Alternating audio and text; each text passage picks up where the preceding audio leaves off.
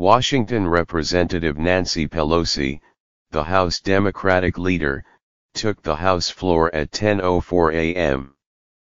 Eastern on Wednesday, intent on speaking about the young undocumented immigrants known as Dreamers. 8 hours and 7 minutes later, she quit talking. Her marathon monologue, highly unusual for the House, which has no equivalent to the Senate filibuster, appears to have set the record for the longest continuous speech in the chamber, dating to at least 1909, according to the House historian. It tied up the House into the evening, delaying debate on a bill intended to spur competition in the mortgage market. It also demonstrated, yet again, why Ms. Pelosi, 77, of California, remains one of the most enduring and to many, infuriating figures in Washington. I am reminded that there are members who come to this great chamber to make speeches, and there are those who come to make laws, an irritated-sounding Representative Jeb Hensarling, Republican of Texas, said when Ms. Pelosi wrapped up. When it comes to speeches, I would note that the Gettysburg Address came in at 2 minutes, and Americans may think it had greater eloquence. Ms. Pelosi's speech came as Republicans were scrambling to pass legislation to keep the government open. A short-term funding bill expires at midnight Thursday. Ms. Pelosi has said she will not vote for the measure. She was protesting its lack of protection for the Dreamers, young immigrants who were brought to the United States illegally as children and have been shielded from deportation by the Deferred Action for Childhood Arrivals Program, or DACA, an Obama-era initiative that President Trump has suspended. Ms.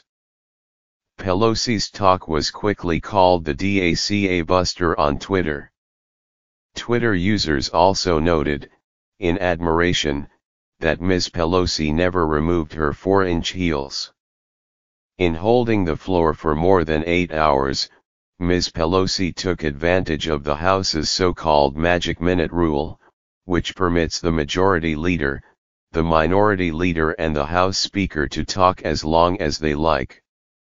According to the House historian, she beat a record set by Representative Champ Clark of Missouri, who spoke for 5 hours and 15 minutes in 1909 to protest a tariff overhaul. Ms. Pelosi read heart-rending testimonies from Dreamers who had written their representatives about their lives. There was Andrea Sebra, who is serving in the Air Force, and whose father was a member of the Peruvian Air Force. There was Carlos Gonzalez, who once worked as an aide to former Representative Michael M. Honda, Democrat of California. And there was Al Okara, whose father was killed by the Nigerian police after articles he wrote criticizing the Nigerian government appeared in a newspaper. At one point, perhaps running out of stories, Ms. Pelosi suggested she might turn to the Bible.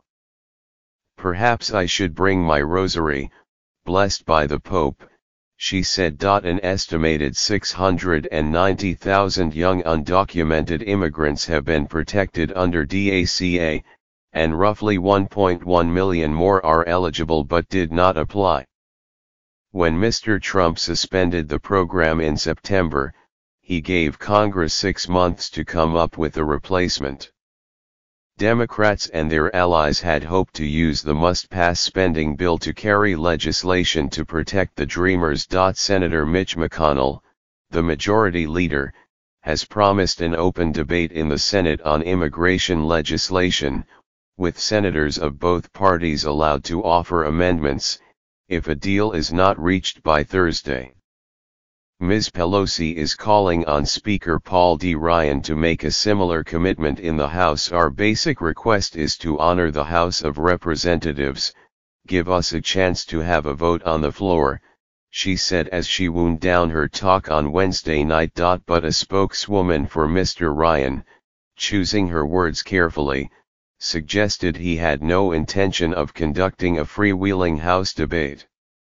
Speaker Ryan has already repeatedly stated we intend to do a DACA and immigration reform bill, one that the president supports, she said. Immigrants' rights advocates, meanwhile, are furious not only with Republicans but also with Democrats for failing to exercise their leverage to ensure that the Dreamers would not be left behind. We want a negotiated solution that's part of the spending bill, not a vague promise of floor action after it, said Frank Shari, the executive director of America's Voice, an immigrants' rights group. We're disappointed that a deal was cut without us, and we're on the outside looking in, and we're going to ask Democrats and Republicans who care about Dreamers to vote no.